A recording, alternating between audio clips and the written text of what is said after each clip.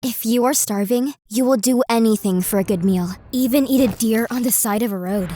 Hey, my name is Lana, but you can call me Smeagol. I have been malnourished my whole life. That's why my hair was thin, my body skinny, and my height so short. At school, I was known as Gollum. My mom spent most of her money on drugs, and not much was left for me or my sister. So, at night, I had to take long walks to gas stations far away. There, I could scavenge the garbage cans to find food and other treasure. But one day on my way back home, I found a deer lying by the side of the road. I thought, my precious, we wants it.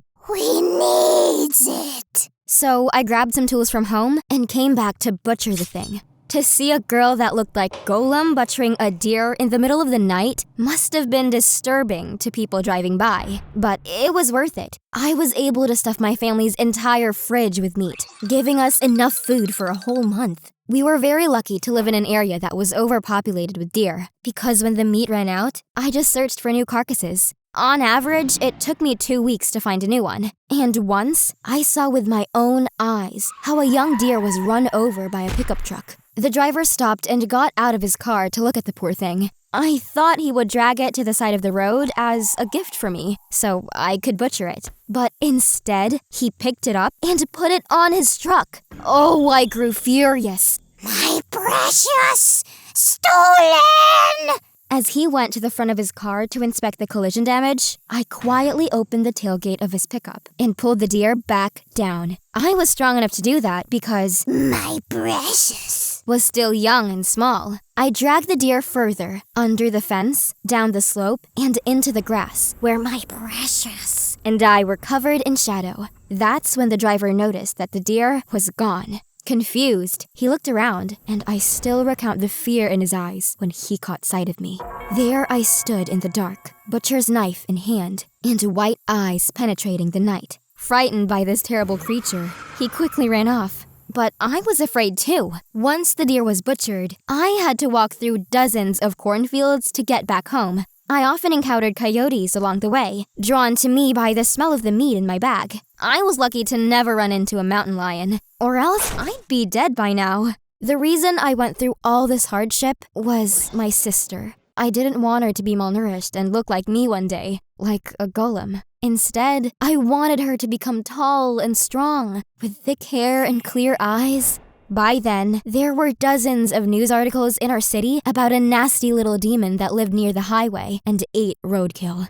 People were afraid. Meanwhile, many kids on their way to school had seen the ugly carcasses I had left behind on the sides of the roads. One mother reported that her son was suffering nightmares from the tortured animals he had seen. This put increasing pressure on the police to find the culprit and to bring him to justice. In other words, everyone was searching for me. Unfortunately, the laws in my state prohibit people from taking roadkill home and eating it. Offenders can be punished with up to 6 months in prison. It's a really stupid law that causes tons of deer meat, which is perfectly edible, to be thrown away every year for no good reason. I didn't want to get arrested by the police, so I stopped looking for roadkill for 2 months. But we quickly ran out of deer meat, and so to feed my sister, I had to take my school lunch home and give it to her. On weekends, we had to fast though, and after a while, my body couldn't take it anymore. I knew I had to go back on the road to find protein, or else I would end up dangerously malnourished.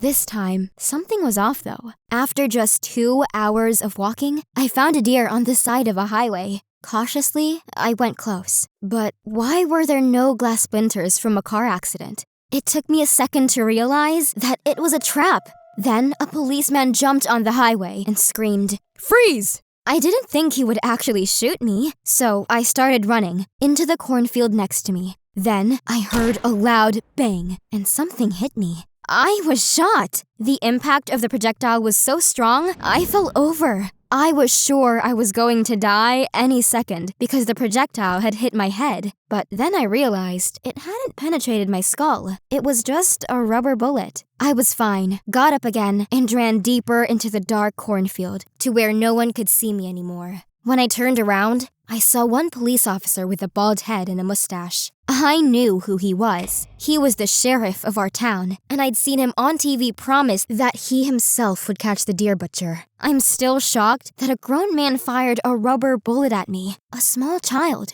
The next day, I used our school computer to research the sheriff. Turns out, he was already being investigated for an incident where he let a police dog loose on a homeless person sleeping on a park bench. Now I knew for sure that our sheriff was a scumbag who didn't deserve mercy. So after school, I waited outside the police station until he came out so I could follow him home. It turned out he was the dad of one of my classmates. I didn't care though and wrote, "Stop or I will butcher you next," with fake blood on his door. I thought I was so smart, but threatening a police officer turned out to be a bad idea because it became a big scandal, with the whole police force swearing to find and arrest me. They began patrolling all highways and country roads 24 hours a day just to catch the deer butcher. Meanwhile, I hadn't eaten in days, and it was all the sheriff's fault. I wrote him a letter saying, "I know where you live, and I have been watching your daughter. Stop patrolling the highways or start shoveling a grave for your family."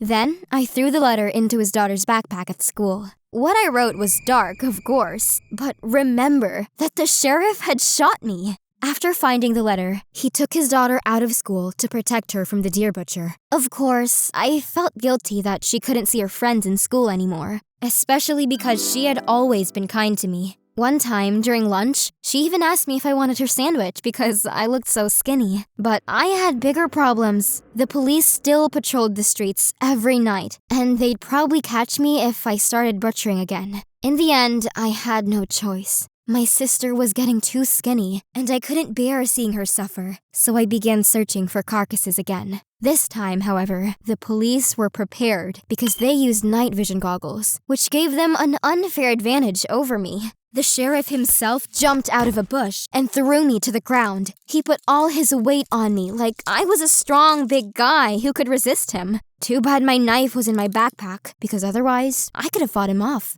He ended up putting me in handcuffs and said, "Look who we got here, the deer butcher." Congratulations! You've caught a starving little girl and prevented her from finding a meal to eat. Be proud of yourself. Shut up! Who you think you are talking to? I'm the sheriff. I could tell he wanted to rough me up a bit, but luckily, there was a second police officer behind him who told him to calm down. Anyway, he brought me home and went without a search warrant into our house to look for evidence that I was the deer butcher. Well, my mom hadn't taken out the trash in weeks, and so he found lots of deer bones inside our trash can. Aha! Gotcha! You filthy animal! So you really are the deer butcher. You thought you could scare me with your threats, didn't ya?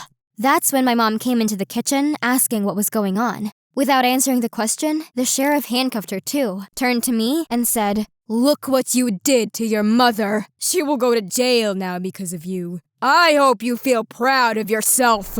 Oh, the sheriff hated me so much. But this story does have a happy ending. My mom was released from custody after just 1 day in jail, and afterward, we all had to go to court. When the judge heard my story of butchering deers to feed my sister and I, she decided to immediately drop all charges. Meanwhile, the sheriff got suspended from his job for 2 weeks because I told the judge how he had shot me with a rubber bullet, threatened me, and taken away my mom in the middle of the night while leaving my sister and I back alone. Best of all, we now have a social worker who visits us every week and makes sure that we have enough food to eat. We get noodles, fruits, and even chocolate sometimes. It proves that there are people who care about misfits and ugly creatures like me. When the sheriff's daughter heard that I'd been starving for years because my mom couldn't feed us, she even came over to me and said she wasn't mad at me for what I had done to her father. She said if I ever needed some food, I could always ask her.